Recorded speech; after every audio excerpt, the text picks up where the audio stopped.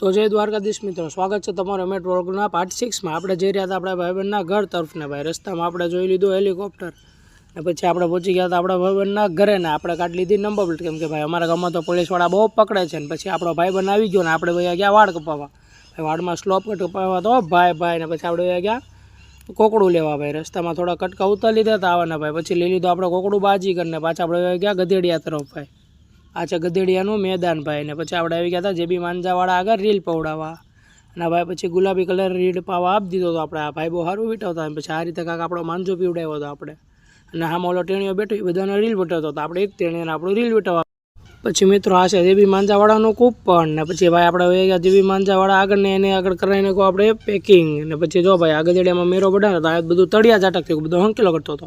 પછી આપણે આવી ગયા ખાવા તરફ ને ભાઈ ખાવામાં હતું દાળ પૂરીને छोले पूरी ने सोडा ने પછી આપણે આવી ગયા આપણા ભાઈબંધની અગાસીએ પાછા ને ભાઈ થોડા ગીત વગાડી લીધા। તો ભાઈ આ રીતે આ ગીત વગાડતા હતા સાંભળો તમે તે। પછી આ ભાઈબંધ ઘરનો પતંગ ચગાવતો હતો પણ એની પતંગ ચગતા નહોતા, પછી પાછા થોડા ગીત વગાડી નાખ્યા જો ભાઈ સાંભળો ગીત। પછી આ ભાઈબંધને ખીરમાં દિવાળીની યાદ આવી ભાઈબંધ પડી નાખ્યો બોમ્બ। તો મિત્રો આપણે મળીશું આપણા નેક્સ્ટ પાર્ટમાં, ત્યાં લગીન જય દ્વારકાધીશ।